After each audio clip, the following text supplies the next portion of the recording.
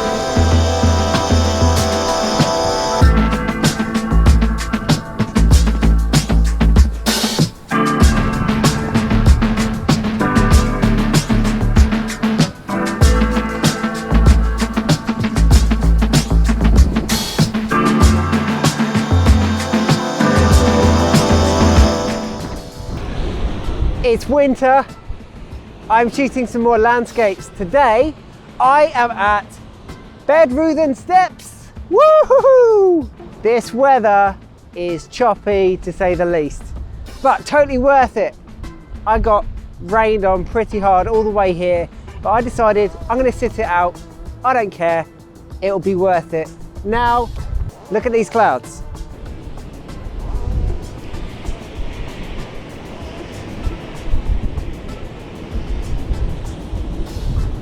I woke up at 3 o'clock this morning, got here for sunrise. I've been working today surveying a property for an architectural client, and now it is close to sunset. I've got about an hour before the sun sets, and I'm here at Bedruthan Steps. Last time I was here, it was the summer, it was tranquil, it was low tide. That's the difference. Today I'm back and it's high tide. So I'm going to do some long exposures, get all of this action going on in the photographs. Fingers crossed, I'm in that transition between some crap weather and some good weather. The sun's going to be setting somewhere over there. Hopefully the rain's not coming back. Let's take some photos. And finally, the payoff. There she is, the sun, she's out. I'm going to stop talking. Look, side lit, rocks. Shut up and take some photos.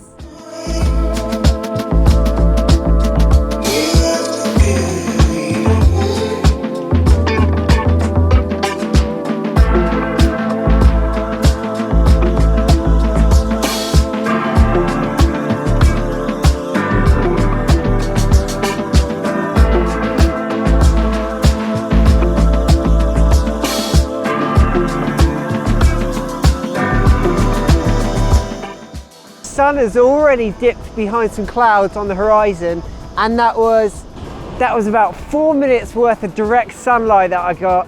So I got some handheld shots because I panicked a bit. That was a few minutes of special light. I didn't think that was going to happen, and I've still got about half an hour to 45 minutes before the sunset, so I'm just going to stay here until the sun has completely disappeared, just in case there are more opportunities. How often do you come to a place like this? Check this view out.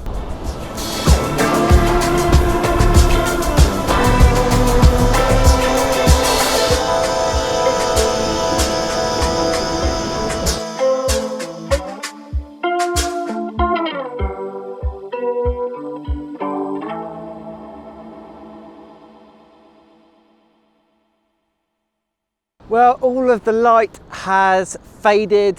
I was hoping that this part of the sky was going to warm up after sunset, but no, I'm absolutely freaking freezing. The sun didn't give me a more interesting sky after sunset, but it's definitely worth waiting. Sorry that felt a bit rushed. It was all a bit manic. I wish that when I went out and shot landscapes, it was a bit calmer, but whenever I go out, it always seems to be nothing much is happening, and then it's all happening at once. I am not going to be rushing things tomorrow, hopefully. Well, I'm going to head back to the hotel, have some dinner, have a beer, and I'll see you in the morning.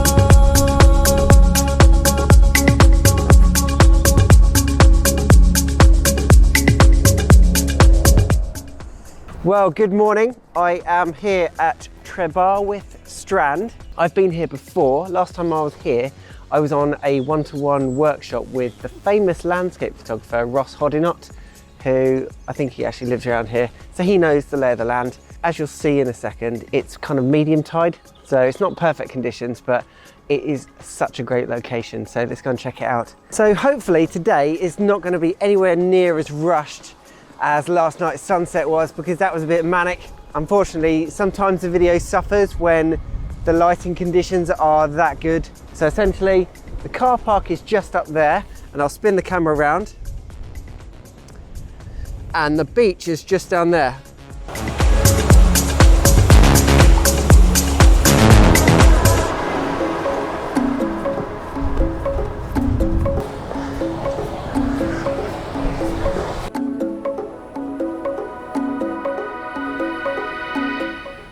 So before I got the camera out, I have looked around the location, and although this looks like snow behind me, this isn't snow happening here. This is like the foam from the waves that is just left behind. I'm pretty sure this was my composition last time I was here. I think I went with the portrait shot. I'll chuck that photograph up now. But that was at slightly higher tide. This doesn't work as a composition right now. The danger with a composition like this is that the rocks are really dark and heavy in the foreground, but the sun is actually rising behind me. This is west facing, so this isn't a sunrise location, but I'm not here for sunset this evening. I'm moving further up north towards Bude later today. So the foreground rocks are actually being lit by the sun, which is rising over that way. And therefore, hopefully, in the image, the foreground rocks are not going to be so dark. So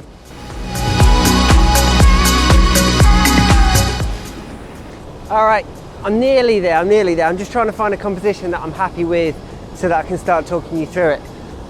But the most important thing here, to avoid faffing around and potentially losing a camera or some gear, these rocks aren't that slippery, but you could quite easily, something could roll off over the edge.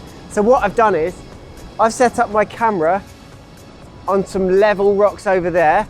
I'm sticking to the 16-35 so that I don't have to swap over the lenses. And I'm just sticking with this setup so that I'm not having to take my bag off anymore.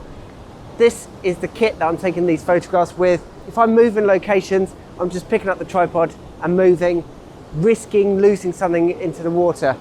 These rocks here, my initial composition was just too dark. The water has receded too far, so that wasn't working. I'm now trying a portrait composition with this water leading me through to the main rock.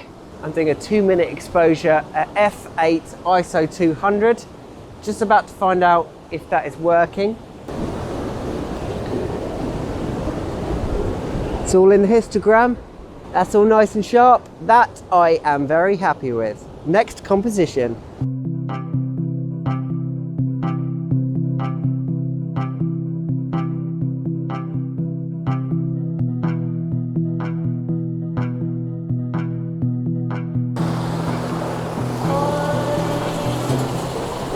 So this is a nice composition, sketchy because the edge, which is just here, that's too slippery. So what I'm going to do is I'm going to set my tripod up and I'm just going to hold on to my tripod because 2 out of 3 of the legs will have a good grip one of them will not have such a good grip.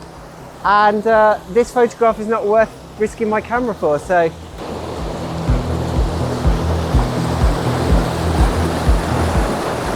This is a really, really good composition if you come here at low tide. I was showing you earlier, there's a stream and some bridges that come down, and regardless of the tide then, this is going to be running here, portrait, so that you cut out all of this dark rock to the side. Perfect!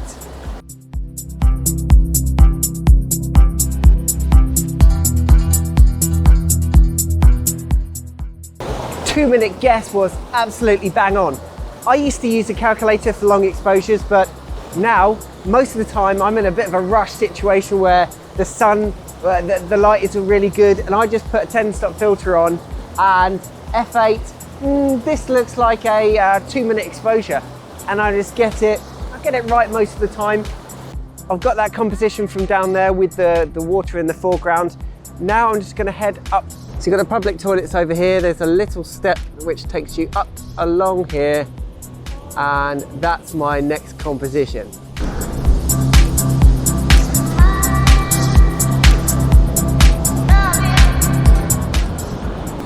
I'm literally just perched on the edge here. These are all really good tips. So if you're ever shooting on a ledge or sketchy situation like this, have the back tripod legs lower so that the camera's weighted back towards you. And then I've got the tripod legs just wedged behind a ridge, doing everything I can to stop my camera sliding down the hill. This is as close as I'm willing to go to the edge, because this is all just downhill, literally. You just carry on sliding, end up in the water. I'll have a video of it, but I still don't want to do it. Anyway, so this is going to be a landscape composition. I'm not entirely sure that I'm convinced with this. This is cutting diagonally through the image, but maybe if I frame it up like that. I've got to try these things anyway, so let me try it and see if it works.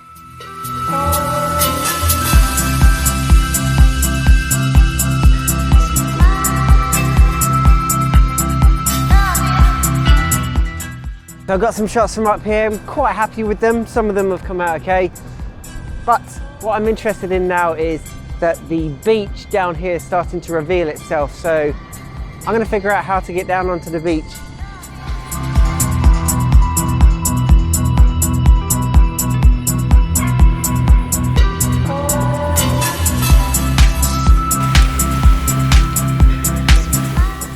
So what's happened is the sun's come up quite a lot now, and the contrast difference between the foreground and the background is too much. So I've got 2-stop hard edge, Lee grad filter, and I've still got my 10-stop filter on. That's giving me a 2-minute exposure, I think.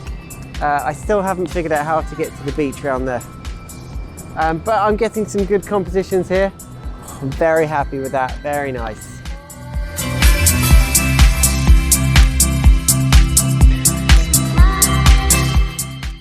I've got a stupid idea. This is how I'm going to get to the beach. I'm going to wait for these waves to go back out. When I can see some sand, I'm going to run across to that beach, and then I'm going to stay there. They take a few minutes in between waves, so let's do this. All right, wave, you can go back out now.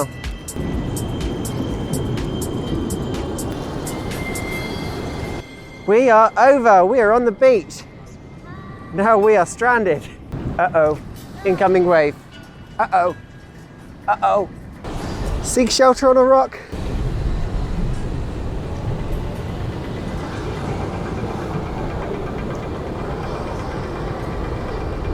I really just wanted to have a wander around the beach just to see if there are some compositions that are commonly missed. Oh, sun's starting to hit the cliffs back there. The actual rock now is lit up by the sun. Even more contrast, yay! This framing of the water around the beach, you've got some foreground rocks drawing the eye in, and you've got some rocks on the horizon. I think this composition really does actually work. It's not the sort of thing that grabs your eye, but as soon as you see it on the back of the camera, I thought, yeah, that's it.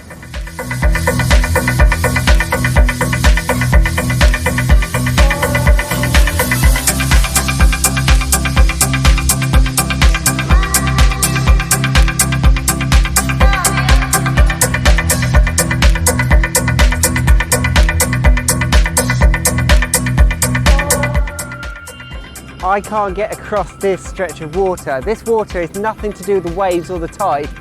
This is coming down from the water course that runs all the way through the rocks, down onto the beach.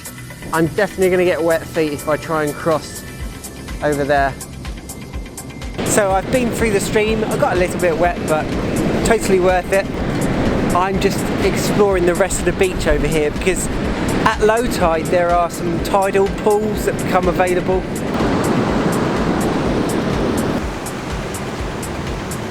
Photographically, I don't think there's much foreground interest here. There's a lot of rocks, but for a successful composition, kind of need to isolate one.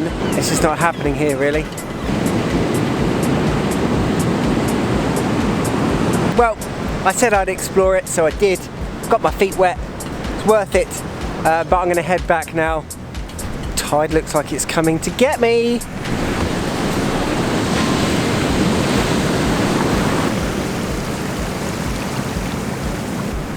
I wasn't scared. I wasn't scared.